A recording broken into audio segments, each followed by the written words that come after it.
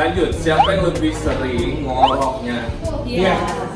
Kayak dia juga ngorok, kalau ngorok dia ngorok. Ini mohon maaf, kalau orang kita nggak tahu ya. Iya. Jadi Enggak, tapi dia ngorok ngorok banget. Di CCTV nggak kelihatan ya? Nah, kayak kan lagi tuh cantik kalau ngorok tuh dia ilfil banget. Coba kita simulasi kalau ngoroknya gimana? Kalau ngorok gitu, iya gitu. Nggak, kalau lagi capek banget, terus posisi tidur gue tuh apa telentang. Oke. Jadi biasanya ngorok.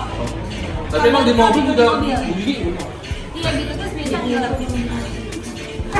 Sering tidurin ya? Iya dia mah seneng banget.